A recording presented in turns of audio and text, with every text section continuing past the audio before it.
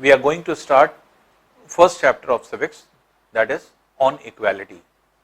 On equality means, सबसे पहले हम लोग ये समझेंगे कि इक्वालिटी का मतलब क्या होता है.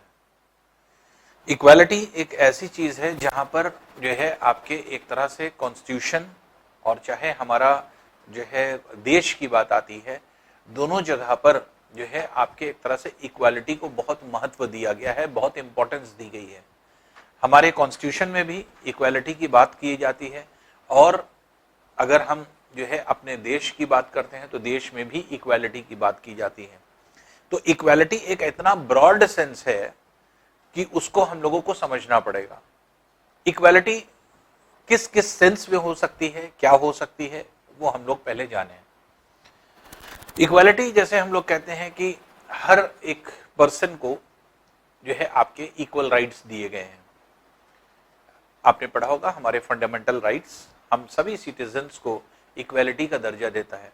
राइट टू इक्वालिटी जो है हमारा फंडामेंटल राइट है, और उसके लिए इक्वालिटी जो है आपके एक तरह से हम लोगों को जो मिली है वो एक तरह से कॉन्स्टिट्यूशन हमें दे रहा है. ये सारी इक्वालिटी पाने के बाद भी क्या हम इक्वल हैं, ये एक बहुत बड़ा क्वेश्चन है. हमारा देश जो हमें इक्वल कॉन्स्टिट्यूशन के थ्रू हमें इक्वालिटी देता है, क्या हम सब इक्वल हैं? तो इक्वालिटी ऑन पेपर होने के बावजूद भी कुछ जगह पर इक्वालिटी लैक करती है. कहां पे लैक करती है या किस जगह पर लैक करती है, ये हम लोगों को देखना पड़ेगा. जबकि सबको समान दर्जा दिया गया है. इक्वालिटी मींस क्या होता है? समानता. तो जैसे हम लोग कहते हैं राइट टू इक्वालिटी मींस समानता का अधिकार. सबको समानता का अधिकार दिया गया है और सब जो है आपके एक तरह से क्या है? इक्वल है. तो इक्वालिटी जो आपके वर्ड है ये इस तरह से डिफाइन किया जा रहा है कॉन्स्टिट्यूशन में कि वो हर पर्सन के लिए, चाहे वो गरीब हो, अमीर हो, चाहे वो आपके एक तरह से बहुत रेनाउंड पर्सन हो, बहुत अच्छे बैकग्राउंड से आता हो, या फिर जो है वीकर सेक्शन से आता हो, तो कोई भी किसी भी रिलीजन का हो, किसी भी कास्ट का हो, किसी भी क्रीड का हो, किसी भी रेस का हो, ये कुछ भी किसी भी जगह से आता हो, सबको एक जो है इक्वालिटी का दर्जा दिया जाता है. लेकिन क्या हम लोग इक्वालिटी में जी रहे हैं? ये जो चैप्टर आप पढ़ने जा रहे हैं वो इसी सेंस का है. तो पहले हमें क्या करना है, हमें क्योंकि कॉन्स्टिट्यूशन में हम लोग छोटी छोटी चीजों के बारे में पढ़ते हैं, तो ये एक बहुत बड़ी चीज है कि सिटीजन्स के बीच में इक्वालिटी कैसे आती है, या किस तरह से कॉन्स्टिट्यूशन दे रहा है, या हमारे कॉन्स्टिट्यूशन या हमारी सरकार गवर्नमेंट की बात करते हैं तो वो किस तरह के प्रोग्राम्स चलाती है जिससे कि हम लोगों को आपके एक तरह से इक्वालिटी मिले. तो इक्वालिटी के लिए जो है आपके एक तरह से हमेशा काम होता रहता है. तो एक तरह से हमें कॉन्स्टिट्यूशन दे चुका है राइट्स, और दूसरी चीज ये राइट्स इंप्लीमेंट हो रहे हैं या नहीं हो रहे हैं, इन्हीं चीजों को हम लोग यहां पर देखते हैं. अब इक्वालिटी को देखने के लिए एक छोटा सा एग्जाम्पल देखिए. यहां पर कुछ लोग लाइन से खड़े हैं. किस लिए खड़े हैं? जैसे हम लोगों को कॉन्स्टिट्यूशन ने एक राइट दिया है, राइट टू वोट. ये वोट करने के लिए खड़ी हुई एक लाइन है. तो यहां पर क्या है? समानता का दर्जा दिया हुआ है, समान होने का जो है आपके अधिकार यहां पर शो होता है राइट टू इक्वालिटी से. यहां पर क्या दिखाया गया है? यहां पे ये है मंजीत कौर जो कि एक टीचर हैं. फिर यहां पे तेजा सिंह एक ट्रेडर हैं जो इनके पीछे लगे हैं. उनके पीछे जो है ये गिरीश राव हैं, एक स्टूडेंट. उसके बाद फिर कांता देवी एक हैं डोमेस्टिक वर्कर, यहां पे खड़े हुए हैं. फिर अब्दुल रहमान एक आर्टिसन हैं. शबनम बानो एक हाउसवाइफ हैं. ग्रेसी लैलन ये कंसल्टेंट हैं. इसी तरह से इसैक लैलन ये गवर्नमेंट ऑफिसर हैं. इसी तरह से रुखसाना मिर्जा मीडिया पर्सन हैं. योगराज एक अनएम्प्लॉयड आदमी को भी दिखाया गया है, और अशोक जैन एक इंडस्ट्रियलिस्ट हैं. अब देखिए ये लाइन क्या शो कर रही है? हमारे कंट्री के जितने भी सिटीजन हैं चाहे वो अनएम्प्लॉयड हो, चाहे एक स्टूडेंट हो, चाहे घरों में काम करने वाली औरत हो, चाहे एक हाउसवाइफ हो, चाहे आपके बाहर वर्क करने वाला मीडिया पर्सन हो, या जो है आपके टीचर हो, या किसी भी प्रोफेशन में जो है आदमी अगर है, तो यहां पर सबको एक लाइन में खड़े होना है और जाकर के वोट देना है। तो यहां पर क्या शो हो रहा है, यहां इक्वालिटी शो हो रही है। ऐसा नहीं है कि यहां पर कई लाइनें लगी हुई हैं, यहां पे अमीर लोग लगेंगे, यहां गरीब लोग लगेंगे, या यहां पर एम्प्लॉयड लोग लगेंगे, यहां अनएम्प्लॉयड लोग लगेंगे। ऐसा कहीं है या ऐसा वोट होता है? नहीं होता। जब वोट देने के लिए हम लोग खड़े होते हैं तो एक पर्टिकुलर लाइन में खड़े होते हैं। अब हमारे आगे हमारे पीछे कौन है ये नहीं पता, लेकिन वोट देने का अधिकार जितना हमारे आगे वालों को है उतना ही पीछे वालों को होता है। तो इस लाइन में खड़े हुए जितने भी लोग हैं वो सब वोट देने जा रहे हैं, और ये वोट देने वालों की लाइन जो है, इस पूरी लाइन में जितने एक आदमी हैं, चाहे वो एक अनएम्प्लॉयड पर्सन हो, चाहे वो योगराज अनएम्प्लॉयड पर्सन है वो हो, चाहे जो है आपके एक तरह से गिरीश राव जो स्टूडेंट है जिसको जॉब नहीं मिली है, या फिर कोई आपके एक तरह से एक ट्रेडर है जो कि आपके व्यापार करता है, व्यापारी है, या फिर कोई गवर्नमेंट ऑफिसर है, या फिर कोई भी पोस्ट पर है, किसी भी तरह की पोस्ट पर, चाहे वो गवर्नमेंट ऑफिशियल हो, चाहे वो आपके प्राइवेट कंसर्निंग जो है आपके एक तरह से किसी ऑफिस में हो, या अनएम्प्लॉयड हो, स्टूडेंट हो, घर का वर्कर हो, हाउसवाइफ हो, सबको एक समान अधिकार दिया गया है। किसी को यह नहीं कहा जाता कि आप लाइन में आगे लगेंगे, आप पीछे लगेंगे। हमेशा जो पहले आएगा वो पहले लगेगा, और सब वोट करके चले जाते हैं।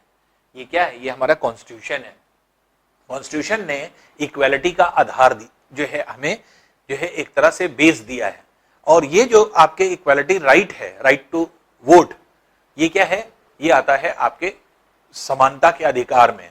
राइट जो हम लोगों को राइट मिला हुआ है इक्वालिटी का, तो राइट टू इक्वालिटी, उसके अंदर जो है आपके आता है राइट टू वोट।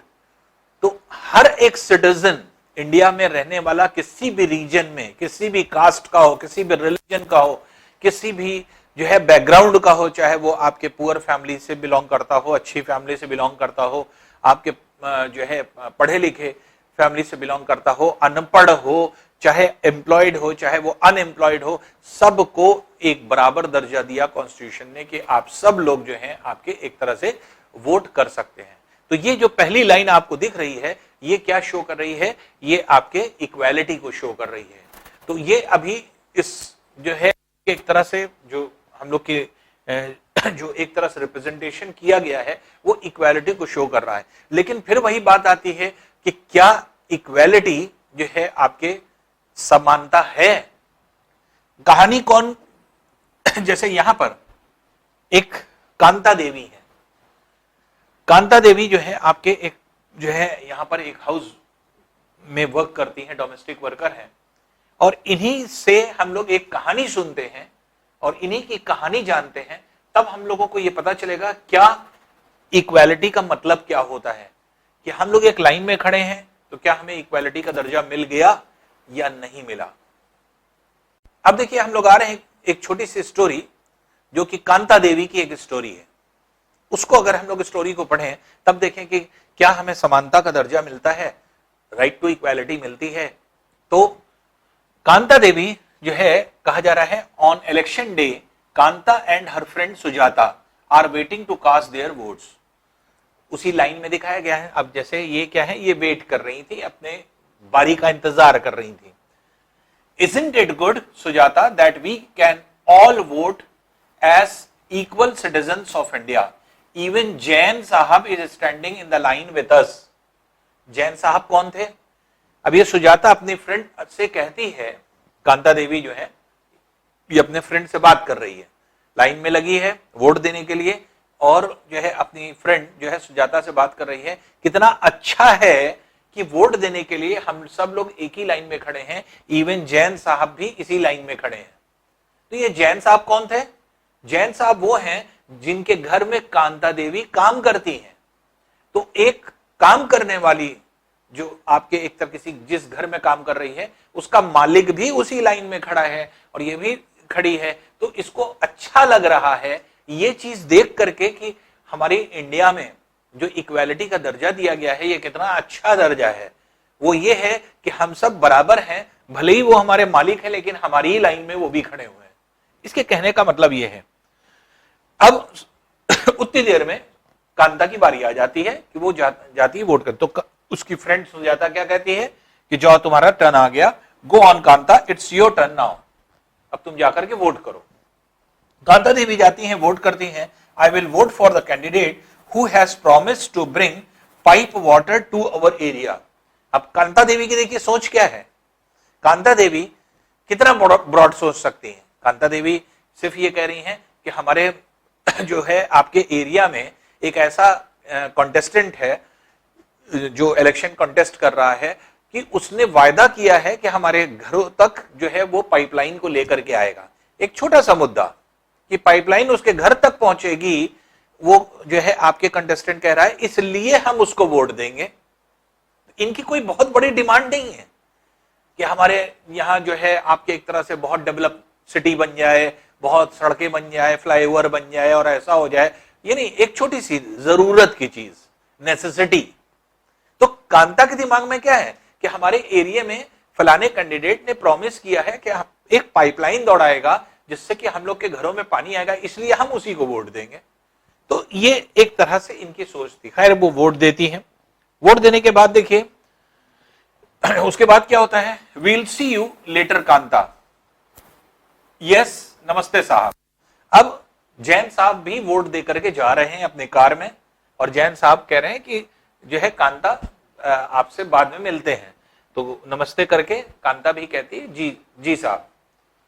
फिर इसके बाद दोनों बात करती हुई कांता और सुजाता उसकी फ्रेंड आपके आती रहती हैं और कांता की जो बेटी रहती है वो बीमार रहती है, घर में बहुत ज्यादा बीमार रहती है। तो कांता वही कहती है कि अभी हमें साहब के यहाँ काम भी करने जाना है, साहब का के यहाँ जो है आपके काम बचा हुआ है, वहां भी जाना है और गुड़िया भी बीमार पड़ी हुई है। तो वो डिसाइड ये करती है कि पहले जाएंगे साहब के घर, जाएंगे काम करेंगे, काम करके कुछ एडवांस ले लेंगे साहब से और फिर गुड़िया को जाकर के जो है आपके हॉस्पिटल में दिखा देंगे। तो यही बात करती हुई आपके ये आती हैं। तो Gudiya has been running fever and I have to take her to the hospital but I will have to finish the work at sahib's house first and ask for some advance. ये सारी चीजें अब यहां पर ये आती है अपने घर आती है, एट होम अपने घर। गुड़िया जो कि उसकी बेटी बीमार है उसको जो है आपके कुछ गर्म पानी या चाय देती है और उसको बताती है कि हम जा रहे हैं काम करने के लिए और जब हम लौटेंगे तो तुम्हें हम हॉस्पिटल ले जाएंगे। Here have some of this you will feel better. जो है आप इस गर्म पानी या गर्म चाय को ले लो जिससे कि तुम अच्छी जो है महसूस करोगी। And when I get back in the evening we'll go to the hospital. Okay, अपनी लड़की से कहती है कि हम जब काम करके वापस आएंगे तो जो है आपके हम लोग हॉस्पिटल चलेंगे। कांता देवी अपने घर से निकलती हैं। घर से निकलते ही उनके दिमाग में क्या ख्याल आता है, आसपास की लोकेलिटी उनकी बहुत गंदी है, बहुत गंदी है। तो गंदी लोकेलिटी को देख करके इट्स नो वंडर दैट गुड़िया false ill often, the Basti is never cleaned. उसके दिमाग में यह आता है कि गुड़िया अक्सर बीमार पड़ जाती है। अब बीमार पड़ने की क्या वजह है, चारों तरफ कितनी गंदगी है हमारी बस्ती में। कुछ ये करके आपके वो निकलती है। अब देखिए कांता जाती है और जो है आपके साहब के घर में, जैन साहब के घर में काम करती है और काम करके make sure to do the corners properly. अब जो जैन साहब की वाइफ होती हैं वो बताती हैं कि हाँ ठीक से कॉर्नर में ठीक से जो है आपके पोछा लगाना, वो पोछा लगा रही है तो उसे कॉर्नर को ज्यादा साफ कर देना। उसके बाद काम करने के बाद hairs your advance Kanta but don't make habit of it. तो जैन साहब की वाइफ जो होती है वो कहती है नहीं ये लो तुम्हारा एडवांस, और लेकिन इसकी आदत मत बना लेना क्योंकि आदत खराब होती है कि बीच बीच में जो है जैसे लोग जो होते हैं जो काम करने वाले हैं हर दूसरे दिन खड़े हैं, कुछ एडवांस दे दीजिए, कुछ एडवांस दे दीजिए।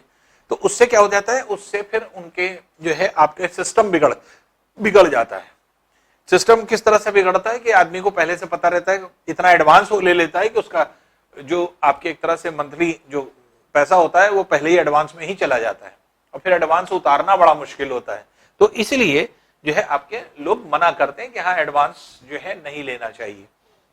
तो कांता कहती नो मैडम, हम ऐसा नहीं करेंगे। उसकी कर करके एक तरह से ये जो है कांता देवी चली जाती हैं और कांता देवी को पैसा मिल जाता है और पैसा मिलने के बाद जो है एक तरह से जो हॉस्पिटल वो बच्ची को लेकर के गई होगी, बच्ची को ले जा करके उन्होंने हॉस्पिटल में दिखाया होगा और हॉस्पिटल में दिखा करके फिर जो है वो आई होगी।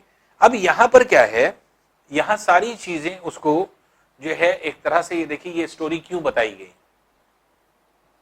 ये स्टोरी जो आपके एक तरह से पूरी नरेट की गई। अब यहां के बाद हम लोग फिर आते हैं उसी मुद्दे पर जहां से हमने शुरुआत करी थी, इक्वालिटी से। जैन साहब और कांता देवी दोनों एक लाइन में खड़ी थी, वहां पर क्या शो हो रहा था, इक्वालिटी शो हो रही थी। लेकिन ये कहानी, कांता देवी की कहानी सुनने के बाद क्या हम इक्वालिटी में हैं? क्या ये हमें समझ में आता है कि हम लोग को इक्वल अपॉर्चुनिटीज मिल रही हैं? क्या हम लोगों को जो आपके एक तरह से जो भी चीजें प्रोवाइड हो रही हैं क्या इक्वली हो रही हैं? कांता देवी का जो आपके रेसिडेंस है वो ऐसी जगह है जो कि बहुत गंदी बस्ती है, वहां सफाई नहीं होती, कुछ नहीं होता। जबकि जैन साहब का घर क्या गंदी बस्ती में था? अच्छी पॉश एरिया में है। तो जहां पे गंदगी होगी वहां पर तो बीमारी होगी, तो बीमारी वहां पर है। तो क्या इक्वालिटी दिख रही है एरिया वाइज? जैन साहब के घर में सारी फैसिलिटीज है, जबकि कांता देवी के घर में पाइपलाइन नहीं है, पानी नहीं आ रहा है। क्या ये इक्वालिटी है? क्या इसको हम इक्वालिटी बोलेंगे? जैन साहब के पास बहुत पैसा है, लेकिन कांता देवी को जब हॉस्पिटल लेकर के जाना है तो आपके उसको एडवांस पैसे की जरूरत पड़ेगी, तब वो लेकर के जाएगी। तो सोसाइटी में ये नहीं कहा जा रहा है कि हर आदमी इक्वल जो है आपके एक तरह से पैसा होना चाहिए उसके पास, लेकिन सोसाइटी में कितना अप्स एंड डाउन्स है। क्या हम इस बेसिस पे ये कह सकते हैं कि आप हर एक आदमी इक्वल है, हमें इक्वल अपॉर्चुनिटीज मिल रही होगी, लेकिन आज भी हम लोग अनइक्वल पोजीशन पे खड़े हुए हैं, स्टेटस पे खड़े हुए हैं। क्यों? ये अभी की बात नहीं कि हमें अभी इक्वालिटी की जो है आपके एक तरह से इक्वालिटी हमें जो है मिल रही है। हमें हमारी जो आज वर्तमान की कंडीशन है, प्रेजेंट टाइम की जो कंडीशन होती है, वो कैसे डिसाइड होती है? वो आपके पास्ट से, जब हमारे एक तरह से एंसेस्टर्स जो थे, बहुत सारी ऐसी जगह थी जहां पर फैसिलिटीज नहीं थी, लोग नहीं पढ़ पाए, नहीं जो है अच्छा अपब्रिंगिंग नहीं कर पाए, तो जिसकी वजह से पूरी की पूरी पीढ़ी क्या चली आ रही है, अनएम्प्लॉयड चली आ रही है, अनएजुकेटेड चली आ रही है। लेकिन जहां पर ऐसे एंसेस्टर्स थे जहां पर जो है आपके एक तरह से पैसा जो है खूब था, पूरी फैसिलिटी मिल रही थी, सब कुछ मिल रहा था, या अपर कास्ट थी जहां पर एक तरह से सारी फैसिलिटीज हुआ करती थी, लोअर कास्ट में बहुत सारे रेस्ट्रिक्शंस हुआ करते थे, अनटचेबिलिटी कितनी थी इंडिया में, और जिसकी वजह से जो है आपके लोगों को इवन जो है आपके रेस्ट्रिक्ट कर दिया गया था, एक पर्टिकुलर रीजन में ही रहते थे, इवन विलेज में एंटर नहीं कर पाते थे, प्रेयर नहीं कर पाते थे, टेंपल्स में नहीं आ सकते थे, स्कूल कॉलेजेस में नहीं जा सकते थे, ये सारे रेस्ट्रिक्शंस थे। क्या ये रेस्ट्रिक्शंस होने पर क्या हम लोगों को इक्वल अपॉर्चुनिटी थी तब? उसी का रिजल्ट है आज कि हम लोग अनइक्वल हैं। तो अनइक्वल क्यों है? क्योंकि हमारा पास्ट अनइक्वल था। तो कोई किसी को जिसको फैसिलिटी मिलती चली गई वो आपके एक तरह से क्या ग्रो करता चला गया, किसी को फैसिलिटी कम मिली वो धीरे धीरे ग्रो कर रहा है या नहीं ग्रो कर पा रहा है, वहीं पर है। तो इसलिए जो है आपके एक तरह से हम ये नहीं कह सकते कि इक्वल राइट्स दे देने से या इक्वल जो है आपकी वोटिंग राइट्स दे देने से इक्वालिटी आ जाएगी। तो इक्वालिटी के लिए सिर्फ वोटिंग राइट्स की जरूरत नहीं है, और भी बहुत सारी चीजों की जरूरत है। कॉन्स्टिट्यूशन हमें क्या देता है? कॉन्स्टिट्यूशन हमें equal right to vote, right to vote का जो है आपके एक तरह से जो है एक अपॉर्चुनिटी देता है, एक राइट देता है हमें कि सिटीजन ऑफ इंडिया कोई भी हो, कहीं पर भी हो, किसी स्टेट का हो, किसी भी, चाहे रूरल बैकग्राउंड का हो, चाहे अर्बन रीजन में रहता हो, चाहे गांव में रहता हो, चाहे शहर में रहता हो, तो गांव को रूरल कहते हैं और शहर को अर्बन कहते हैं। तो चाहे गांव में रहता हो, चाहे शहर में रहता हो, चाहे किसी स्टेट में रहता हो, चाहे वो डेवलप्ड स्टेट हो, चाहे वो डेवलपिंग स्टेट हो, या फिर जो है आपके कुछ ऐसे भी स्टेट्स हैं जो कि आपके एक तरह से बहुत बैकवर्ड हैं, कुछ ऐसे स्टेट हैं जो कि आपके एक तरह से काफी साउंड है, हर एक चीज टेक्नोलॉजिकल पॉइंट ऑफ व्यू से भी साउंड है, एजुकेशन पॉइंट ऑफ व्यू से भी, एम्प्लॉयमेंट पॉइंट ऑफ व्यू से भी जो है आपके एक तरह से अलग अलग स्टेटस है सबका। चाहे डिफरेंट रिलीजन से आदमी बिलोंग करता हो, चाहे डिफरेंट कास्ट से बिलोंग करता हो, या जो है आपके जो प्लेस ऑफ बर्थ है वो डिफरेंट हो, तो बहुत सारी जो है आपकी अनइक्वालिटीज है। तो अनइक्वल जो आपके जिसको जो है आपके एक तरह से इक्वालिटी की जब हम बात करते हैं तो हमें इन जो है अनइक्वालिटीज को देखना पड़ता है। तो वोट देने का अधिकार सबको दिया गया है, हमारे कॉन्स्टिट्यूशन देता है, चाहे वो किसी भी जगह का हो, किसी भी रेस का हो, क्रीड का हो, कास्ट का हो, रिलीजन का हो, किसी भी स्टेट का हो, कोई भी हो, सिटीजन ऑफ इंडिया होना चाहिए और उसको आपको राइट दिया जाएगा। ये राइट क्या है? इसको कहा जाता है यूनिवर्सल एडल्ट फ्रेंचाइज। इसको यूनिवर्सल एडल्ट फ्रेंचाइज भी कहते हैं और इसको यूनिवर्सल एडल्ट सफरेज भी कहते हैं। तो इसको फ्रेंचाइज कहिए या सफरेज, दोनों का मतलब एक ही है।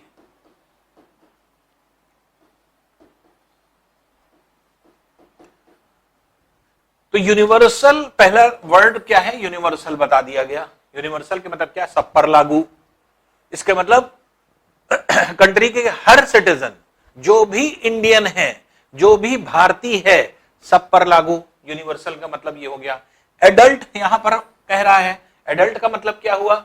ऐसे लोग जो 18 साल की उम्र से ऊपर हैं वो सब एडल्ट कहलाते हैं। तो 18 साल के ऊपर अगर हैं, यूनिवर्सल में क्या हो गया? सभी कास्ट, क्रीड, रिलीजन, कोई भी जगह से जो है बिलोंग करता हो आदमी, चाहे वो मेल हो चाहे फीमेल हो, सबको इक्वल दर्जा दिया गया है। उन सबको जो एडल्ट हैं उनको जो है आपके एक राइट दिया गया, फ्रेंचाइज दिया गया या सफरेज दिया गया। जो क्या कहता है सफरेज या जो है आपके फ्रेंचाइज का मतलब राइट टू वोट। तो वोट देने का अधिकार दिया गया है।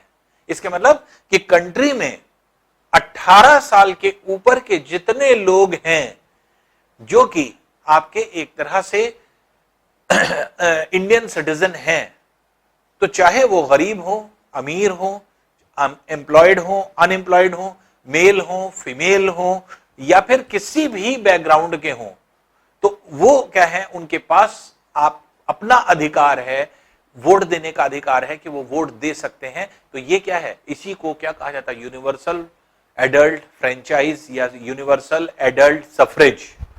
तो ये क्या है?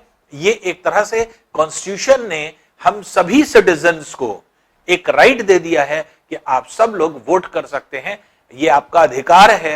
ये एक तरह से जो है आपको कॉन्स्टिट्यूशन की तरफ से एक देन है जो इक्वालिटी की है, कि हम सबको एक इक्वालिटी के लिए आप ये कह सकते हैं कि आपको एक राइट मिला हुआ है जिससे कि आप वोट कर सकते हैं किसी भी कैंडिडेट को। अब देखिए, वोट तो इक्वालिटी हमें मिला हुआ है, लेकिन इक्वालिटी के पॉइंट ऑफ व्यू से अगर हम लोग और भी देखें तो बहुत सारी चीजें आती हैं। जैसे इक्वालिटी के पॉइंट ऑफ व्यू से अगर हम देखें तो जैसे लाइफ की बात करें तो हमारी लाइफ क्या एक जैसी है? अभी हम लोग ने एग्जाम्पल लिया था कांता देवी का। कांता देवी की लाइफ क्या हम जैन साहब की लाइफ से कंपेयर कर सकते हैं? क्या दोनों एक ही जैसे रहते हैं? तो आपने देखा कांता देवी बहुत गरीब थी, जबकि जैन साहब अमीर हैं, जो अपने घर पर जो है किसी भी जो है आपके एक तरह से कहा जाए कि किसी भी सर्वेंट को रख करके अपने घर का काम करवा रहे हैं। तो इसलिए यहां पर जो है आपके एक तरह से एक सिस्टम है, या आप ये कह सकते हैं कि लाइफ में जो है आपके एक तरह से अनस्टेबिलिटी सी दिख रही है, क्योंकि वहां पर हम ये देख रहे हैं कि इक्वालिटी नहीं है। किस पॉइंट ऑफ व्यू से? वेल्थ के पॉइंट ऑफ व्यू से, कि एक जगह वेल्थ ज्यादा है, एक जगह वेल्थ कम है। फिर इसी तरह से कास्ट की भी अनइक्वालिटी होती है। कास्ट की अनइक्वालिटी जैसे हमने आपको अभी जिक्र किया कि हमारा जो है आपके एक तरह से जो पास्ट इंडिया था, पास्ट इंडिया में बहुत सारी जो है आपकी बुराइयां थी, धीरे धीरे करके ईवल्स खत्म होते चले गए, जैसे जैसे लोग जागरूक होते गए, अवेयरनेस आती गई। जब जो है आपके इंडिपेंडेंस का टाइम था, इंडिपेंडेंस के टाइम पर इंडिया में जो है अनएजुकेटेड लोग ज्यादा थे, वहां पे एजुकेशन बहुत कम थी, लोगों को पता नहीं था। जो अपर कास्ट थी वो क्या करती थी, लोअर कास्ट को सप्रेस्ड रखती थी। लोअर कास्ट क्या रहता था, सप्रेस्ड रहता था, डाउन ट्रोडन कहलाता था, या जो है आपके दलित कहलाता था, जो कि ब्रोकन पीपल्स होते थे। दलित मतलब ब्रोकन, तो ये ब्रोकन पीपल्स होते थे। तो अपर कास्ट क्या करती थी, सारे प्रिविलेज उनको मिलते थे, सारी फैसिलिटीज उनको मिलती थी लाइफ की, लेकिन क्या वही प्रिविलेजेस, वही जो है आपकी फैसिलिटीज क्या आपके इन गरीब लोगों को मिल पाती थी? तो ये गरीब लोगों को नहीं मिल पाती थी। तो इस तरह से डिस्क्रिमिनेशन बहुत था। तो पूरी सोसाइटी में अगर हम देखेंगे तो बहुत सारे डिस्क्रिमिनेशंस होते हैं। तो ये जो आपके डिस्क्रिमिनेशंस हैं वही जो है हम लोगों की लाइफ को अगर आप देखें तो एक तरह से अनइक्वल करते हैं, इक्वालिटी वहां पर नहीं दिखाई पड़ती। फिर inequality on the basis of religion, हमारा कॉन्स्टिट्यूशन हर रिलीजन को इक्वालिटी का दर्जा देता है। ये कहता है कि हमारी जो आपके कॉन्स्टिट्यूशन है वो सब क्या है, वो सब जो है आपके एक तरह से इक्वल रिलीजन है। लेकिन कहीं कहीं हम लोग क्या करते हैं, हम लोग खुद देखते हैं कि बहुत जगह पर on the basis of religion जो है आपके डिस्क्रिमिनेशन हो जाता है, जबकि कॉन्स्टिट्यूशन हमारा नहीं कहता। लेकिन कुछ जगह पर बिना कॉन्स्टिट्यूशन के कहे ही जो है आपके डिस्क्रिमिनेशन कर दिया जाता है। तो on the basis of religion भी आपके कभी कभी डिस्क्रिमिनेशन होता है। तो डिस्क्रिमिनेशन में जैसे बहुत सारी चीजें आपकी आती हैं, और बहुत सारी चीजें ऐसी होती हैं जो फेवरेबल हो जाती हैं किसी चीज के लिए, और किसी चीज के लिए जो है आपके अनफेवरेबल होती हैं। गवर्नमेंट जो होती है, गवर्नमेंट मतलब क्या होता है, जो एक तरह से किसी कंट्री को रूल करती है, या किसी कंट्री को जो है आपके जो आपके एक तरह से लॉज बनाए, इंप्लीमेंट करे, वो गवर्नमेंट होती है। तो गवर्नमेंट एक ग्रुप ऑफ पीपल्स हैं जो कि एक तरह से किसी देश को चलाते हैं। गवर्नमेंट में भी क्या होता है कि बहुत सारी चीजें ऐसी हैं जो फंक्शंस कैरी आउट होते हैं। कानून तो बन गया, लेकिन कानून के इंप्लीमेंटेशन की बात जब आती है तो इंप्लीमेंटेशन में कोई जरूरी नहीं कि इक्वालिटी रहे। यह भी नहीं कहा जा सकता कि हमेशा इनइक्वालिटी रहेगी, ऐसा नहीं है। हर आदमी एक जैसा नहीं होता, लेकिन discrimination on the basis of religion अक्सर हो जाता है। आदमी प्रेफर जो है कई जगह पर देखा जाता है कि हमने जो है अपना कॉन्स्टिट्यूशन को हम लोगों ने नहीं देखा, बल्कि हमने ये देखा कि जैसे मान लीजिए सरकार आ गई। अब सरकार मान लीजिए किसी एक हमारे यहाँ ढेर सारी पार्टियां हैं, नेशनल पार्टीज, जैसे आपके कांग्रेस पार्टी है, फिर इसी तरह से बीजेपी पार्टी है, जैसे मान लीजिए कि नॉर्दर्न पोर्शन में कुछ रीजनल पार्टीज हैं, जैसे मान लीजिए आपकी बीएसपी है, वो एक रीजन में सिर्फ वर्क करती है, नेशनल पार्टी। कुछ जो है रेस्ट्रिक्टेड रीजन में ही है, रेस्ट्रिक्टेड जो है आपके स्टेट्स में ही है। जैसे समाजवादी पार्टी है, एसपी जिसको कहते हैं, वो भी क्या है, वो भी एक रीजनल पार्टी है, एक रीजन में ही है, पूरे इंडिया में नहीं है। तो वो भी कुछ स्टेट्स में है, खाली 2-4 स्टेट्स में। तो एक तरह से अगर पूरे कंट्री में हम देखेंगे 28 स्टेट्स एंड 8 यूनियन टेरिटरीज, तो हम ये कहेंगे कि अगर कोई जो है आपके एक तरह पार्टी है तो 2 ही पार्टी आपको दिखाई पड़ती है जो कि आपको हर जगह पे मिलेगी, वो बीजेपी या कांग्रेस, बाकी और कोई दूसरी पार्टी नहीं है। छोटी पार्टीज जो आपकी होती हैं वो हर जगह पे, जैसे तृणमूल कांग्रेस है, तो वो आपके एक तरह से जो आपका रीजन है वेस्ट बंगाल का, वहां पर आपके दिखाई पड़ती है। तो ये रीजनल पार्टीज कहलाती हैं। अब जैसे सीपीआई जो है कम्युनिस्ट पार्टी, तो ये जो आप देखेंगे साउथ इंडिया में ज्यादा है, या ईस्टर्न पोर्शन में आपके ईस्टर्न इंडिया में है, या हर जगह नहीं है। तो ये क्या है, ये छोटी छोटी पार्टियां, ये रीजनल पार्टियां कहलाती हैं। तो अब अगर मान लीजिए कि कोई जो है आपके एक तरह से किसी का रूल है, मान लीजिए बीजेपी का रूल है।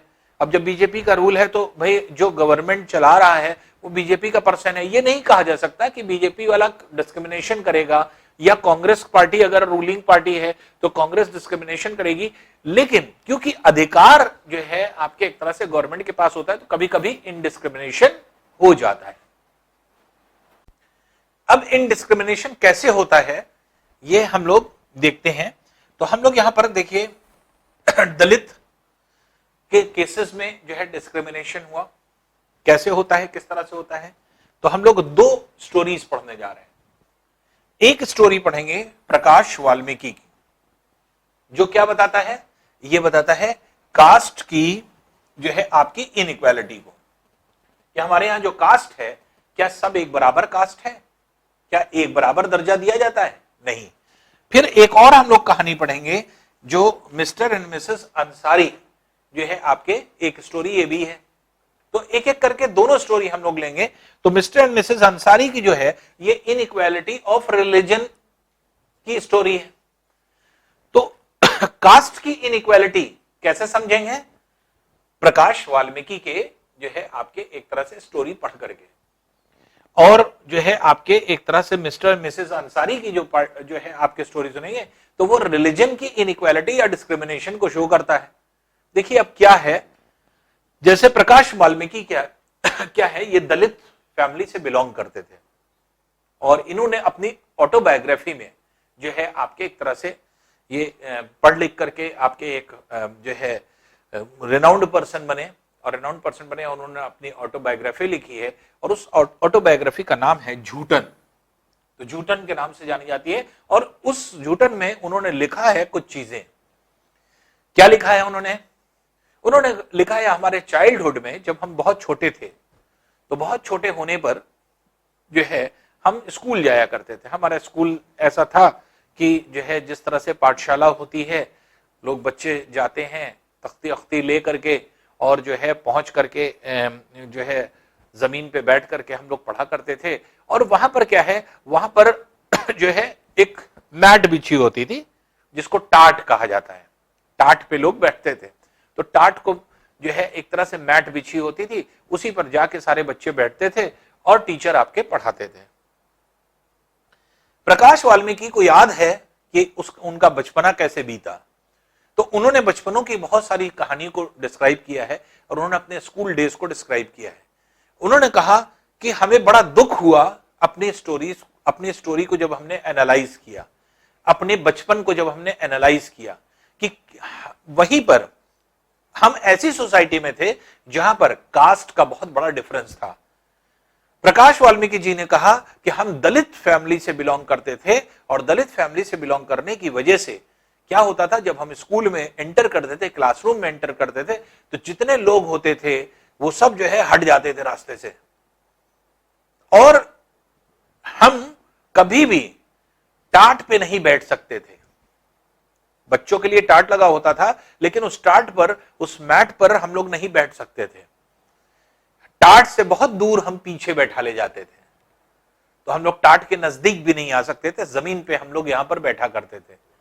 जब सारे बच्चे निकल जाते थे तो लास्ट में वो निकलते थे, या उनका बैठने का स्थान जो था, जहां पे मैट खत्म होती थी, खत्म होने के बाद जो है आपके जमीन पर था। तो इस तरह का डिस्क्रिमिनेशन एक छोटे बच्चा होने पर वो फील कर रहे थे। बच्चों का, जहां पर बच्चे खाना खाते थे वहां पर वो नहीं आ सकते थे, टीचर मना कर देते थे। टीचर कह देते थे कि आप यहां से बाहर जाइए, लोग खाना खाने जा रहे हैं सारे लोग। तो लंच जैसे होता है, बच्चे खाना खाते हैं, तो इस तरह की चीजें जो आपकी होती हैं, वो सारी चीजें जो हैं आपके एक तरह से होती थी। लेकिन ये है कि जो आपके एक तरह वाल्मीकि जी थे, तो वो उनको क्या है, उनको जगह जगह पर उनको ये एहसास होता था कि हम छोटी फैमिली से बिलोंग करते हैं, हम नीची कास्ट से बिलोंग करते हैं, जबकि और लोग जो हैं आपके ऊंची कास्ट के रहने वाले हैं। तो इसलिए वो कभी कभी जैसे स्कूल में जाया करते थे, जब क्लास ओवर होता था, जब क्लास ओवर होता है तो सारे बच्चे एक साथ भागते हैं, एक साथ निकलते हैं क्लासरूम छोड़ करके। वो पहले नहीं निकल सकते थे, उनको वेट करना पड़ता था। सारे बच्चे जब निकल जाते थे तो आखिर में वो निकलते थे। तो इसलिए जिस जगह से उठ करके जाते थे वहां पे फौरन सफाई कराई जाती थी और ये कराई जाती थी। तो ये सारी चीजें उनके दिमाग में बहुत बचपने से बैठी हुई थी, लोअर कास्ट और अपर कास्ट का डिफरेंस। और जहां पर इतना बड़ा इनडिस्क्रिमिनेशन हो और बच्चे के दिमाग में ये सारी चीज बैठ जाए, तो क्या माइंड इक्वल रहेगा सोच में? यहां पर इनइक्वालिटी पूरी तरह से शो होती है कि हम लोग इनइक्वालिटी जो है आपके एक तरह से कॉन्स्टिट्यूशन हमारा इनइक्वल जो है इनइक्वालिटी को नहीं कहता, कॉन्स्टिट्यूशन हमारा इक्वालिटी के लिए बोलता है, लेकिन हमारी सोसाइटी कितना इनइक्वल है।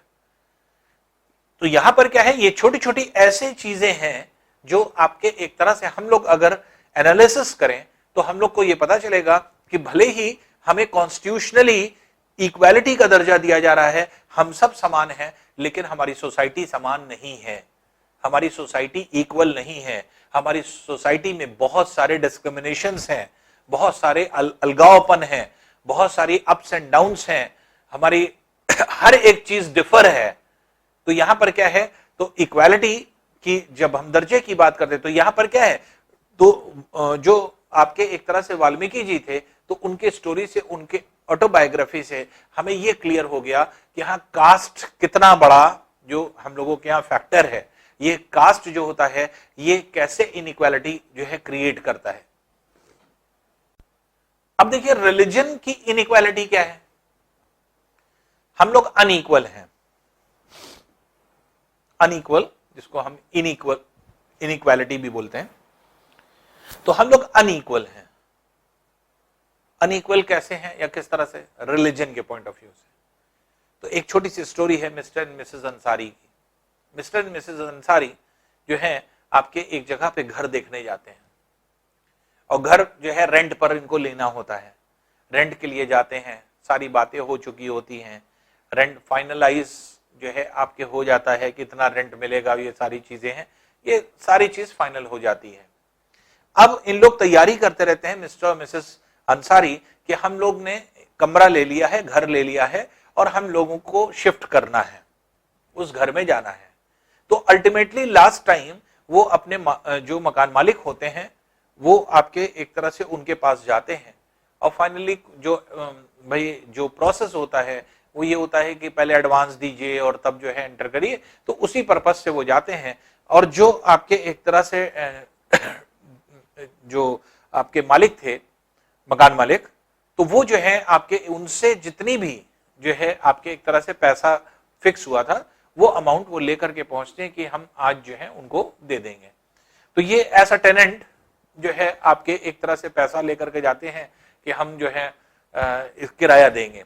तो खैर किराया वराया फाइनल हो जाता है, सारी चीजें होती हैं, फाइनलाइज हो जाती हैं। पैसा लेकर के जब इन लोग पहुंचते हैं तो जो मकान मालिक होते हैं वो इनका नाम पूछते हैं, कहते हैं कि आपका नाम क्या है।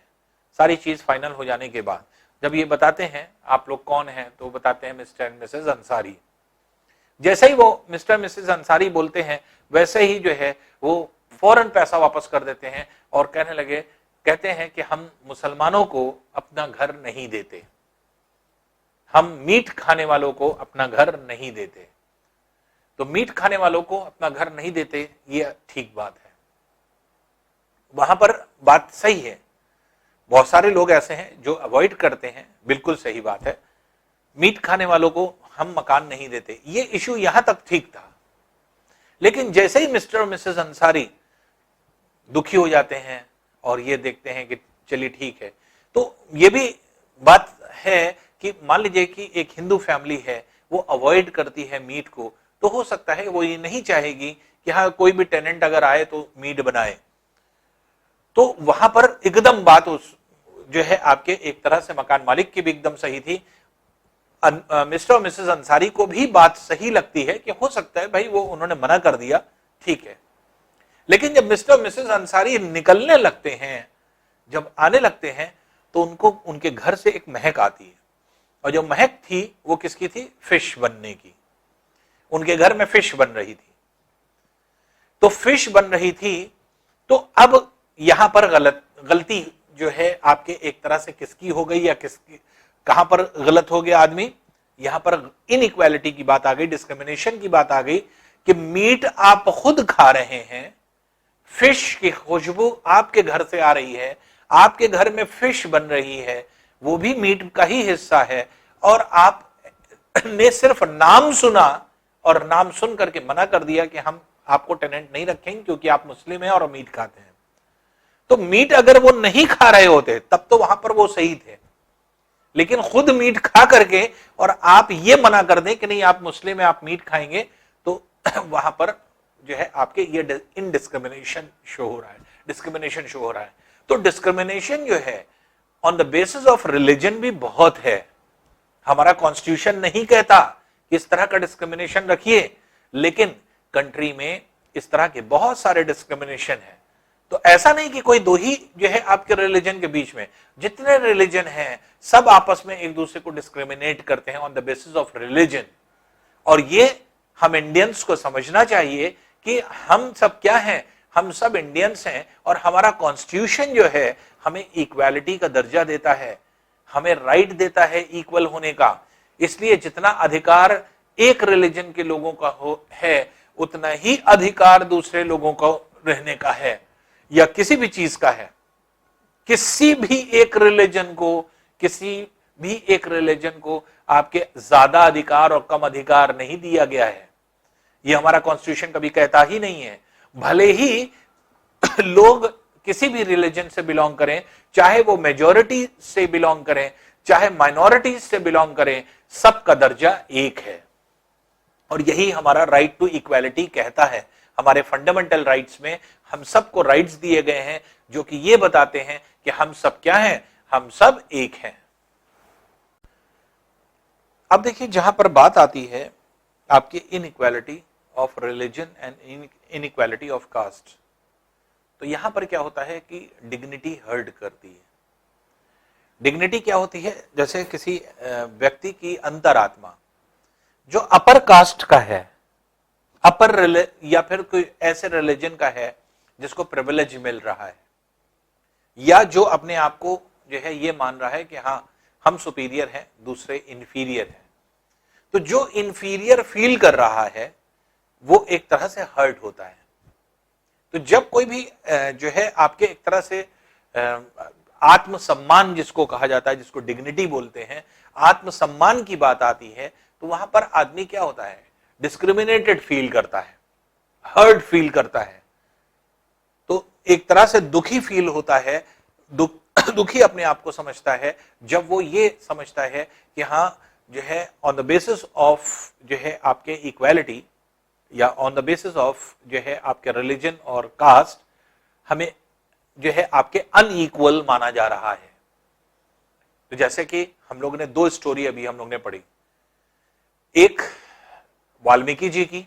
वाल्मीकि जी में आपने देखा कि कास्ट का कितना ज्यादा डिफरेंस था, या कितना ज्यादा अपर कास्ट और लोअर कास्ट में डिफरेंस था। अनटचेबिलिटी जो इंडिया में थी, वो अनटचेबिलिटी जो है एक तरह से एक अभिशाप थी, एक जो है आपके एक तरह से इंडिया के लिए बहुत ही खराब चीज थी, जो कि इंडिया के पब्लिक के बीच में डिस्क्रिमिनेशन क्रिएट कर रही थी। तो हमने कॉन्स्टिट्यूशन में राइट टू इक्वालिटी में अनटचेबिलिटी को दूर कर दिया, एबॉलिश कर दिया। तो हमारे पास एक ऐसा कॉन्स्टिट्यूशन में लॉ आ गया जिसने अनटचेबिलिटी को एबॉलिश कर दिया, जिससे कि हम ये नहीं डिफरेंस क्रिएट कर सकते कि कास्ट जो है, कास्ट के बेसिस पर हम किसी को ऊंचा और नीचा कह सकें।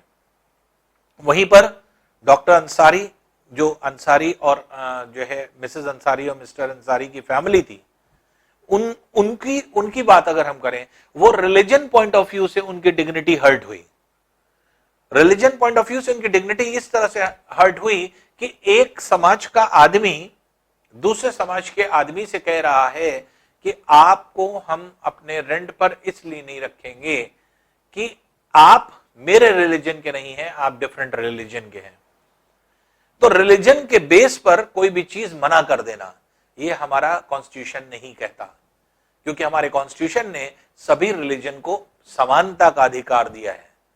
तो राइट टू इक्वालिटी इसीलिए हमारे फंडामेंटल राइट में रखी गई है कि हम किसी भी बेसिस पे, चाहे वो कास्ट का बेसिस हो, चाहे वो रिलीजन का बेसिस हो, चाहे वो आपके एक तरह से आप ये कह सकते हैं कि क्रीड और जो है रेसेस का जो है आपके एक मैटर हो, तो किसी भी बेस पर हम अनइक्वल नहीं हो सकते। और इनइक्वालिटी जो है हम लोग इस बेसिस पे हम नहीं ला सकते, और डिस्क्रिमिनेशन इस बेसिस पर बिल्कुल प्रोहिबिटेड है, पूरी तरह से मना है, और वो कभी भी नहीं हो सकता। और ये सारी चीजें होने पर हर आदमी की डिग्निटी हर्ट करेगी, और वो करती भी है। तो ये सबसे इंपॉर्टेंट चीज ये आती है कि हमारा कॉन्स्टिट्यूशन नहीं कर रहा है ऐसा डिस्क्रिमिनेशन, लेकिन हमारी सोसाइटी या हम आप मिल करके इस तरह का डिस्क्रिमिनेशन क्रिएट कर रहे हैं, जिसको हमें क्या करना पड़ेगा, हमें खुद से रोकना पड़ेगा। और ये तभी हम रोक पाएंगे जब हम खुद अवेयर हो, जब हमें खुद कानून पता हो, हमारा कॉन्स्टिट्यूशन पता हो, हमारे लॉज पता हो और हमारे अधिकार पता हो, राइट्स पता हो कि हाँ मेरे कौन से राइट्स हैं और हमारे पास कितना अधिकार क्षेत्र है। ऐसा ना हो कि हम अपने अधिकार क्षेत्र से, राइट से बाहर निकल जाएं, जिसकी वजह से किसी की डिग्निटी हर्ट हो। तो ये जो है एक तरह से जो है आपके अवेयरनेस का जो है टॉपिक है, और अवेयरनेस हर एक आदमी में होना चाहिए। तो जो आपके एक तरह से इस तरह की चीजें हैं वो हम सब मिल करके ही आपके दूर कर सकते हैं। कॉन्स्टिट्यूशन ने दूर करने की कोशिश की है, हम सबको समानता का अधिकार दिया है, लेकिन शायद हम लोग खुद नहीं मानना चाहते। इसलिए हमारी सोसाइटी में ऐसे लोग हैं जो दिमाग में अभी भी ऊंच नीच की बात करते हैं, ऊंची कास्ट नीची कास्ट की बात करते हैं, और जो है आपके इस तरह के डिस्क्रिमिनेशन पैदा करते हैं। अब इक्वालिटी इन इंडियन डेमोक्रेसी अगर हम देखें, इंडिया की डेमोक्रेसी, इंडिया एक डेमोक्रेटिक कंट्री है। डेमोक्रेटिक क्यों कहा जाता है? हम सब लोग, we the people of India, starting में हमने आपको बताया था, we the people of India, हमारा प्रियम्बल यहीं से शुरू होता है। हम सब लोग जितने भी इंडियंस हैं, जितने भी भारतीय हैं, वो उन सब के हाथ में पूरा पावर है। पूरा कॉन्स्टिट्यूशन जो होता है, कॉन्स्टिट्यूशन ने हमें पावर दिया है, सारे सिटीजन्स को पावर दिया है कि आप पूरे देश को चलाएं।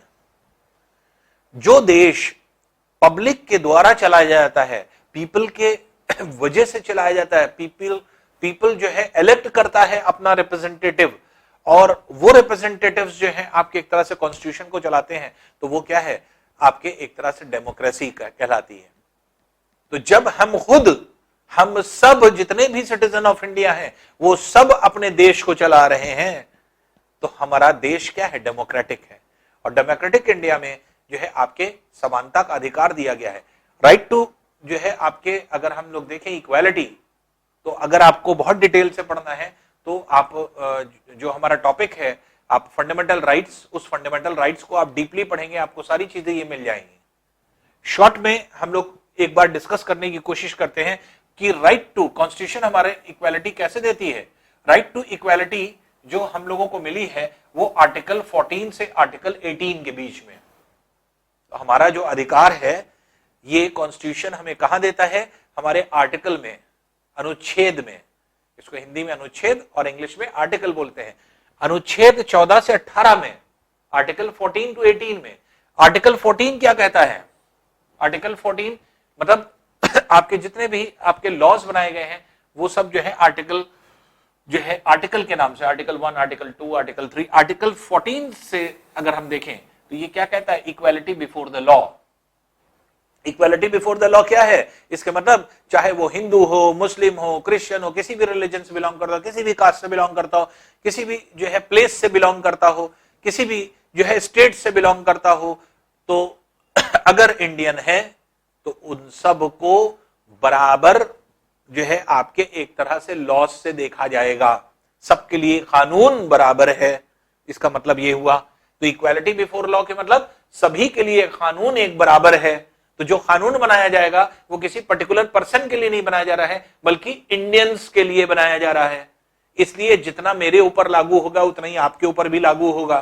तो इसलिए इक्वालिटी बिफोर द लॉ ये क्या बताता है, इक्वालिटी देता है कि हम सब जो है, हम सब एक ही दर्जे के हैं। क्यों? क्योंकि हमारा कॉन्स्टिट्यूशन हम सब पर लागू होता है, सारे इंडियंस पे लागू होता है। आर्टिकल 15 क्या करता है?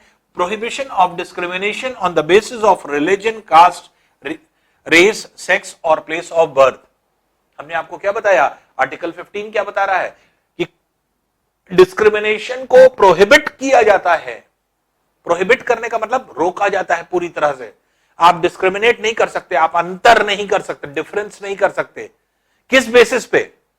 रिलीजन के बेसिस पे। आप ये नहीं कह सकते कि ये रिलीजन ज्यादा ऊपर है, ये रिलीजन कम है, ये रिलीजन जो है आपके माना जाएगा, इस रिलीजन के लोग जो है आपको इनको ये प्रेफरेंस मिलेगा, लेकिन इस रिलीजन को नहीं मिलेगा। रिलीजन के बेसिस पर कुछ नहीं हो सकता। इंडिया जो कंट्री है वो इंडियंस का है, किसी रिलीजन का नहीं है। फिर कास्ट, इंडिया जो कंट्री है वो हर कास्ट की है, चाहे अपर कास्ट हो चाहे लोअर कास्ट हो। ये ना हो कि हाँ अपर कास्ट की शायद कंट्री है, लोअर कास्ट उनके जो है सर्वेंट है, ऐसा नहीं है। सारी कास्ट के लिए ये है कि सभी के लिए लॉस जो है आपके बराबर हैं, और कंट्री किसकी है, सारे कास्ट की है। तो कास्ट के बेसिस पे भी हम डिस्क्रिमिनेशन नहीं कर सकते। रेस के बेसिस पर, गोरे और काले के बेस पर भी हम लोग जो है डिस्क्रिमिनेशन नहीं कर सकते। On the basis of sex, sex means क्या हुआ, ऑन द बेसिस ऑफ जो है आपके एक तरह से जेंडर, तो जेंडर मेल और फीमेल के बेसिस पे हम डिस्क्रिमिनेशन नहीं कर सकते।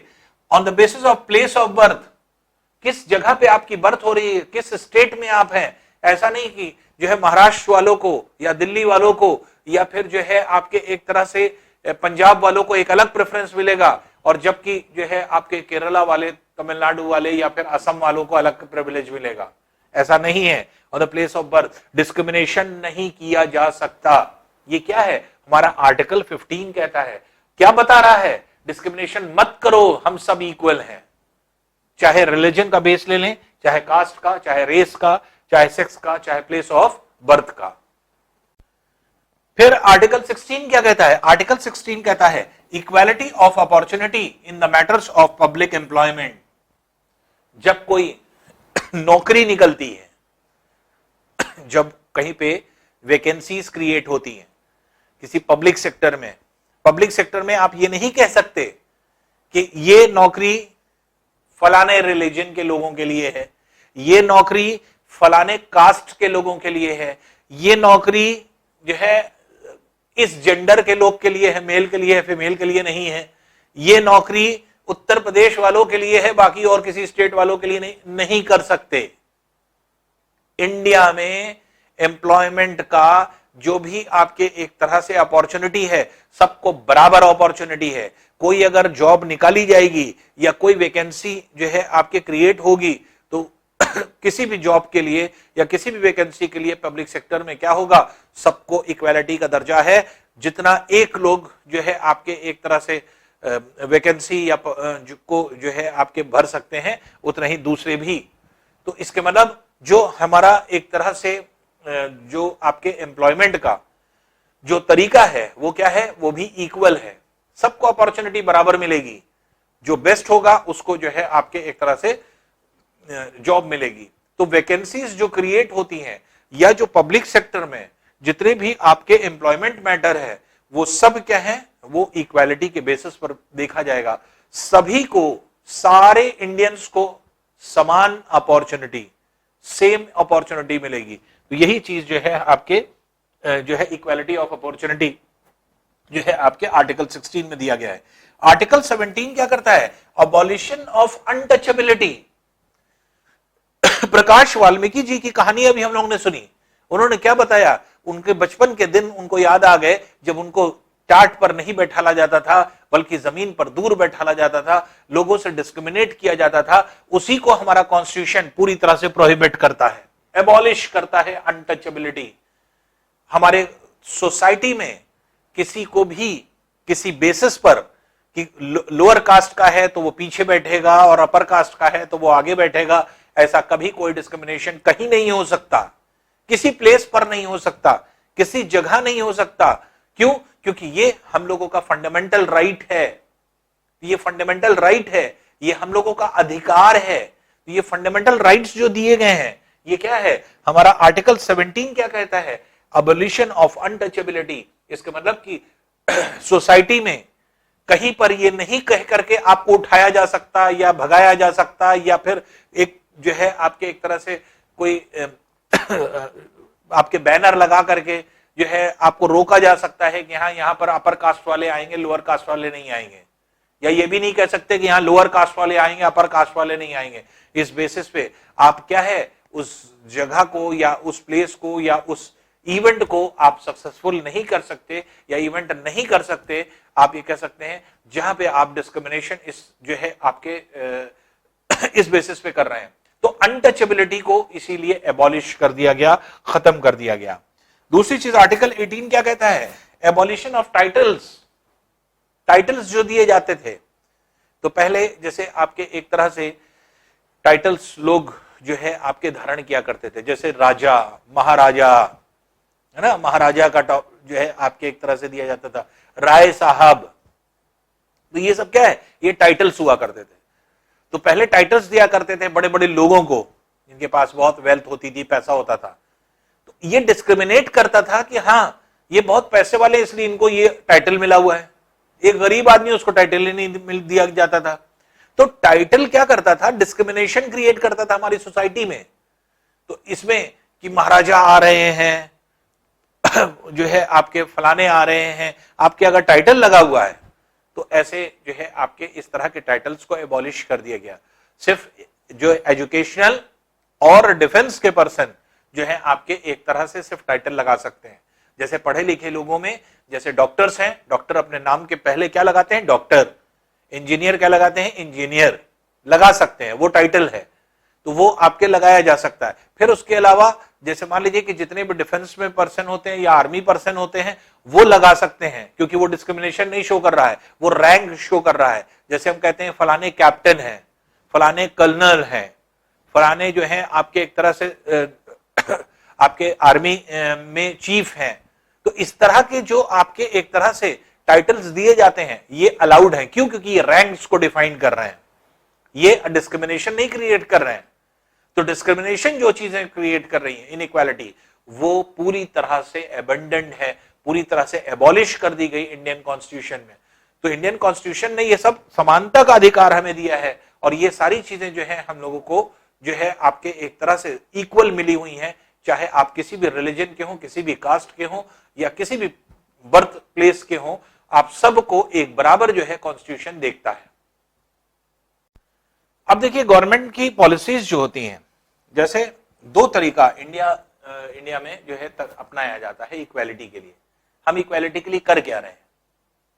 क्या कर सकता है गवर्नमेंट, सरकार क्या कर सकती है इक्वालिटी क्रिएट करने के लिए? पहली चीज एक कानून बना करके उसको इंप्लीमेंट कर सकती है, उसको पूरी तरह से इंप्लीमेंटेशन कर सकती है। जैसे कानून हम लोग ने बनाया right to equality. Right to equality जो आपके आर्टिकल 14 से 18 में है, वो हमने लॉज बनाया और उसको इंप्लीमेंट किया, पूरे देश में लागू है। इसके मतलब सब लोग समान दर्जे में रहेंगे, समानता के अधिकार में रहेंगे। तो एक तो तरीका यह है कि नियम बनाना, लॉज बनाना, रूल्स बनाना और उसको इंप्लीमेंट करना। सरकार यही कर सकती है। तो सरकार दो काम कर सकती है इंप्लीमेंटेशन के लिए। इक्वालिटी कैसे आएगी? तो पहली चीज रूल्स बनाना, लॉज बनाना, या जो है आपके एक तरह से जो भी कानून बन रहा है उसको लागू करना, इंप्लीमेंट करना। तो रूल्स को बना करके उनका इंप्लीमेंटेशन, जैसे कि हमारे कॉन्स्टिट्यूशन में, हमारा कॉन्स्टिट्यूशन क्या कहता है? राइट टू फ्रीडम, जो राइट टू जो आपके एक तरह से फंडामेंटल राइट्स हैं हमारे, तो राइट टू इक्वालिटी जिसमें है फंडामेंटल राइट में, वो आर्टिकल 14 से 18 है, जो कि हमें समानता का अधिकार देती है, इक्वालिटी देती है, जो अभी हम लोग ने पढ़ा। तो चाहे वो लॉस के अगेंस्ट हो, चाहे वो आपके जॉब के अगेंस्ट हो, चाहे जो है आपके एक तरह से जो भी अनटचेबिलिटी को एबॉलिश किया गया हो या टाइटल्स को एबॉलिश किया गया हो, तो ये सब जितनी चीजें हैं ये इक्वालिटी का दर्जा देने के लिए ऐसे जो है आपके कानून बनाए गए। दूसरी इंपॉर्टेंट चीज, गवर्नमेंट की कुछ पॉलिसीज होती हैं इक्वालिटी लाने के लिए। जैसे इक्वालिटी लाने के लिए पॉलिसीज कैसे आती हैं? जैसे तमिलनाडु राज्य में क्या हुआ करता था, वहां के सरकार ने एक जो है आपके एक तरह से क्या कराया, पूरा जो है एनालिसिस कराया। एनालिसिस ये कराया, तमिलनाडु ने ये देखा कि हमारे राज्य में, हमारे स्टेट में रूरल बैकग्राउंड से बच्चे कम पढ़ रहे हैं, एजुकेशन में कम आ पा रहे हैं, अर्बन बैकग्राउंड से ज्यादा आ पा रहे हैं। रूरल बैकग्राउंड से क्यों कम आ पा रहे हैं ये देखा गया। तो जब ये देखा गया तो एक बहुत बड़ी बात समझ में आई, वो ये आई कि जो रूरल बैकग्राउंड के लोग हैं वो बहुत गरीब हैं, ज्यादातर मैक्सिमम केसेस में बहुत गरीब हैं, हैंड टू माउथ है सब, रोज का रोज कमाते हैं, रोज का रोज खाते हैं। और बहुत सारे घरों में तो आपके एक तरह इतनी गरीबी है कि आपके चूल्हा भी नहीं जलता। अब उस स्ट्रगल के फेज में जब आदमी परेशान है अपनी परेशानियों से, उस स्ट्रगल के फेज में जब भूखा है आदमी, तो उस स्ट्रगल के फेज में पढ़ तो नहीं सकता ना। तो इसलिए ऐसी कंडीशन में जब ये एनालिसिस कराया गया तो ये पता चला कि आपके एक तरह से बच्चे भूखे रहते हैं, बच्चों के भूख के लिए जो है माँ बाप बाहर निकलते हैं, कुछ कमा करके लाते हैं, जब खिलाते हैं तब जाकर के वो जो है आपके एक तरह से कुछ उनके पेट में जाता है, जिसकी वजह यह थी कि आपके एक तरह से जो आपके बच्चे हुआ करते थे वो कम जो है स्कूल कॉलेजेस आते थे। दूसरी इंपॉर्टेंट चीज ये होती थी, जैसे हम लोगों के यहां अर्बन रीजन में क्या होता है, हम लोग के यहां बच्चे जाते हैं स्कूल, टिफिन लेकर के जाते हैं, बीच में रेसेस होती है, उसमें टिफिन करते हैं, टिफिन करने के बाद फिर पढ़ते हैं, पढ़ने के बाद तब घर आते हैं। रूरल बैकग्राउंड में क्या हुआ करता था कि भाई टिफिन विफिन तो वहां कोई ले नहीं जा सकता है, तो वहां पर थोड़ी देर पढ़ाया जाता था, 1-2 घंटा, उसके बाद बच्चों को खाने के लिए घर पे भेज दिया जाता था कि जल्दी से खाना खा करके आओ। लेकिन बच्चे जो घर गए, अब वहां पर कई परेशानी, किसी के घर में खाना नहीं बना है, किसी के घर में अभी बन रहा है, किसी के घर में जो है आपके एक तरह से मां, अब बच्चा अगर रोज जा रहा है तो मां को अब अगर कहीं काम कर रही है तो उसको छोड़ करके आना पड़ेगा अपने बच्चे को खाना खिलाने के लिए। ये सब बड़ी प्रॉब्लम्स दिख रही थी। तो तमिलनाडु राज्य ने इस सब चीजों का एनालिसिस किया और वहां की सरकार ने एक डिसीजन लिया और वहां के कोर्ट ने ऑर्डर कर दिया। कोर्ट का ऑर्डर यह था कि सभी बच्चों को वहां पर दोपहर का खाना खिलाया जाए और खाना खिलाया जाए, और जिससे कि वहां पर जो है लोग, जो बच्चे जाते हैं दोबारा नहीं आते हैं जो है आपके, या फिर कम आ पाते हैं भूखमरी की वजह से, तो इसकी वजह से क्या किया जाए कि दोपहर का खाना बच्चों को बना करके वहीं पर खिलाया जाए। तो मिड डे मील का प्रोविजन स्टार्ट हुआ। तो तमिलनाडु राज्य से ये मिड डे मील का प्रोविजन जब स्टार्ट हुआ तो बहुत सारे लोग जिनके घर के बच्चे नहीं जा पाते थे वो स्कूल भेजने लगे। दो जो है आपके वजह से, पहली वजह क्या थी, बच्चे पढ़ भी लेंगे और वहां खाना भी खा लेंगे। दूसरी वजह यह थी जिनके घर पे खाना नहीं मिल रहा है एटलीस्ट स्कूल में तो मिलेगा ही मिलेगा। ये दो वजह से स्ट्रेंथ तेजी से बढ़ी स्कूल की, और स्कूल की जब तेजी से स्ट्रेंथ बढ़ी एक एजुकेशन सिस्टम बहुत तेजी से बढ़ने लगा। तो जब ये आपके हुआ तो सुप्रीम कोर्ट ने ऑर्डर कर दिया कि जो चीज मिड डे मील तमिलनाडु राज्य में जो है आपके चल रही है वो पूरे देश के हर राज्य में चलेगी, जिसकी वजह से आपके एजुकेशन सिस्टम को अपलिफ्ट किया जा सके। और वहां पर जो है भले ही जो है इसके कुछ नेगेटिव एस्पेक्ट्स भी हैं जो कि आपके एक तरह से पढ़ाई के आड़े आते हैं, लेकिन जो पॉजिटिव एस्पेक्ट देखते हुए मिड डे मील का प्रोविजन किया गया। और मिड डे मील जो है वो क्या है, गवर्नमेंट की पॉलिसी है जो इक्वालिटी क्रिएट करने के लिए की गई है कि हर आदमी को भोजन मिल जाए दोपहर का, एटलीस्ट हर बच्चा पढ़ाई के लिए, पढ़ाई से वंचित ना हो, पढ़ाई से दूर ना हो, इसलिए कि उसको दोपहर में खाना नहीं मिल रहा है, अब भूखा आदमी पढ़ नहीं सकता। तो इसलिए पढ़ाई के लिए, या आप ये कह सकते हैं भूखे रहने की वजह से पढ़ाई ना हो, तो ऐसा ना हो, ऐसा अनफेयर चीज ना हो, तो फेयरनेस लाने के लिए फिर ये किया गया कि आपके एक तरह से हर बच्चे को खाना दिया जाए और उसको वहां पर पढ़ाया जाए, और जिसका रिजल्ट आउटपुट जो है एक अच्छा आउटपुट आया, जिससे कि अपलिफ्ट हुआ आपके एजुकेशन सिस्टम और बहुत सारे स्कूल की स्ट्रेंथ बढ़ गई और स्कूलों में लोग, बच्चे आने लगे और पढ़ाई होने लगी। अब आते हैं, देखिए हम लोग ये देखने के लिए कि डेमोक्रेसी जो हमारे कंट्री में है, इक्वल राइट्स हम लोग देते हैं, इक्वालिटी देते हैं, तो क्या यही दूसरे डेमोक्रेटिक कंट्री में भी इतना ही इक्वालिटी दी जाती है या इस तरह, या इससे डिफर है? तो डेमोक्रेटिक कंट्री में जो इक्वालिटी का दर्जा दिया जाता है, इक्वालिटी दी जाती है, वो कहां तक दूसरे कंट्रीज में जो है हम लोग एनालिसिस अगर करें तो दूसरी कंट्री में कहां तक जो है इक्वालिटी दी जाती है। तो टॉपिक जो है issues of equality in other democracies, civil rights movement के बारे में। सिविल राइट मूवमेंट क्या है? अगर हम बात करें यूएसए, अफ्रीकन और अमेरिकन इनइक्वालिटी की, तो यहां पर क्या है कि अफ्रीकन अमेरिकन इनइक्वालिटी जिसको कहा जाता है जो यूएसए में है, वो क्या है? यूएसए में अगर आप देखें तो वहां पर ब्लैक पीपल भी हैं, व्हाइट पीपल्स भी हैं। अफ्रीका में भी वही चीज है। साउथ अफ्रीका में अगर आप देखेंगे, साउथ अफ्रीका में अगर देखेंगे तो व्हाइट पीपल हैं और जो है आपके ब्लैक पीपल्स भी हैं। ब्लैक पीपल वहां के मूल निवासी हैं, लेकिन जो ट्रेड के पर्पस से आए थे, रुक गए, वो क्या थे? व्हाइट पीपल्स हैं वहां पे। तो एक तरह से वहां पर क्या है? वहां पर डिस्क्रिमिनेशन आप ये कह सकते हैं कि बहुत ज्यादा है। और डिस्क्रिमिनेशन किस तरह से जो है देखा जा सकता है या किस प्रकार से देखा जा सकता है? तो अगर हम लोग देखें तो सबसे इंपॉर्टेंट चीज ये होती है कि अफ्रीकन कंट्रीज में अगर हम देखें, साउथ अफ्रीका की बात अगर हम करें तो साउथ अफ्रीका में जो कि आपके डेमोक्रेटिक कंट्री है, तो वहां पर अगर हम देखें तो ये बहुत इनइक्वालिटी है इसमें। तो यूएसए में जो है आपके यूएसए अफ्रीकन अमेरिकन इनइक्वालिटी का मतलब ये हुआ कि जो आपके अफ्रीका अमेरिका की जो इनइक्वालिटी है, ये बात कहां पे हो रही है? साउथ अफ्रीका की बात हो रही है। साउथ अफ्रीका में यह देखा गया कि अफ्रीकन अमेरिकन इनइक्वालिटी बहुत ज्यादा है। इवन कुछ ऐसे रीजन हैं जहां पर जो व्हाइट पर्सन है, रेस से दोनों अलग हो जाते हैं। व्हाइट पर्सन की सोसाइटी अलग है, ब्लैक पीपल्स की सोसाइटी अलग है, दोनों अलग अलग जगह पर रिसाइड करते हैं। व्हाइट पीपल की सोसाइटी में ब्लैक नहीं आ पाते, ब्लैक पीपल की सोसाइटी में व्हाइट नहीं जाते। ये आपके अलग अलग चीजें हैं। अब यहां पर क्या है, इसको समझने के लिए रोजा पार्क एक स्टोरी है, उनकी हम लोग एक स्टोरी को देखते हैं। रोजा पार्क कौन थी?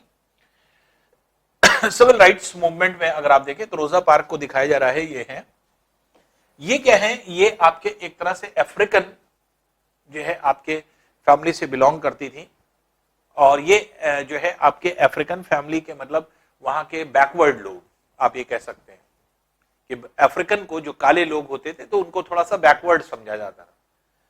और ये जो है आपके सिविल राइट्स इस तरह से जो है आपके डिस्क्रिमिनेशन शो होता है।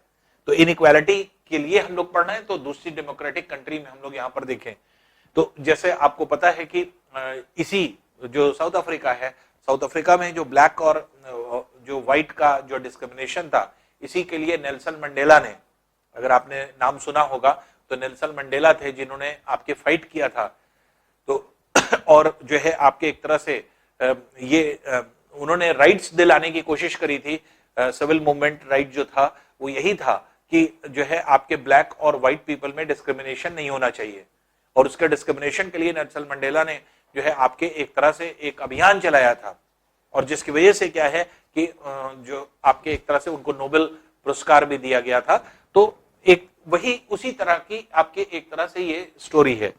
तो रोजा पार्क जो थी एक अफ्रीकन थी और जो है ब्लैक थी, वो बस में सफर कर रही थी, मतलब अपने काम से वापस आ रही थी, थकी बहुत ज्यादा थी। बस में वहां रूल क्या चलता था, ये 1955 से पहले की बात है। तो 1950 ये जो इवेंट है वो आपके 1955 का है, जो डेट दी गई है 1 दिसंबर 1955। तो वहां पर रूल क्या चलता था? रूल ये चलता था कि बस में अगर कोई काला आदमी सफर कर रहा है तो ऐसे कंडीशन में अगर व्हाइट आदमी कोई आ गया है तो ब्लैक आदमी को सीट छोड़ना पड़ेगा, और जो है आपके एक तरह से उसको हर हाल में सीट को छोड़ करके खड़े हो जाना है। तो रोजा पार्क जो थी, जैसे बताया जाता है कि बस में सफर कर रही थी, बस में जगह नहीं थी, वो अपनी सीट पे बैठी हुई थी और जो है बहुत थकी थी, और थकी होने की वजह से उसी बस के नेक्स्ट स्टॉपेज पर जब बस जो है रुकती है तो एक व्हाइट पर्सन एंटर करता है, और व्हाइट पर्सन एंटर करने की वजह से ये ब्लैक पर्सन थी, इनको सीट छोड़ना था, लेकिन ये डिनाई कर जाती हैं कि नहीं, हम थके बहुत ज्यादा हैं इसलिए हम सीट से नहीं हटेंगे। तो ये डिनाई कर जाती हैं कि हम इस रूल को नहीं मानते, और इसके लिए जो है आपके साउथ अफ्रीका में एक बहुत बड़ा पंगा हुआ, बहुत रिवोल्ट हुआ, बहुत लड़ाइयां हुई। तो ये 1955 में ये आपके एक तरह से सिविल मूवमेंट हुआ था। तो ये जो है रोजा पार्क जब उन्होंने डिनाई कर दिया तो बहुत बड़ा इश्यू बन गया। जो व्हाइट मैन थे, जो सफेद लोग थे, वो क्या है, वो पूरी तरह से जो है आपके एक तरह से उनके पास पूरी पावर थी, तो उन्होंने जो है आपके ब्लैक पर्सन्स को या रोजा पार्क को जो है आपके एक तरह से पनिश करने के लिए जो है आपके उनको अरेस्ट करवाया, और उसके बाद जो है आपके ब्लैक पीपल्स पर बहुत जुल्म करने लगे, जिसकी वजह से ब्लैक पीपल्स ने पूरी तरह से रिवोल्ट किया, और फिर जो है आपके ये मूवमेंट चलता रहा, और फिर सिविल राइट मूवमेंट्स जब तक चलता रहा, तोड़ फोड़ होती रही, लोग जो है आपके मारपीट करते रहे, लेकिन ब्लैक कभी भी माने नहीं। वो क्या है, वो रिवोल्ट करते रहे, भले ही उनके ऊपर बहुत सारे अत्याचार हुए, बहुत एक्सप्लॉयटेशन उनका किया गया, लेकिन फिर भी वो करते गए। फिर लास्ट में सिविल राइट्स एक्ट 1964 पास किया गया, और सिविल राइट एक्ट जब पास किया गया 1964, वो यही था कि आपके एक तरह से इस तरह की जो इनइक्वालिटी है ब्लैक और व्हाइट पीपल के बीच में, वो कभी नहीं जो है क्रिएट की जाएगी। तो इसलिए जो है आपके उसको खत्म करने के लिए 1964 में ये पास किया गया।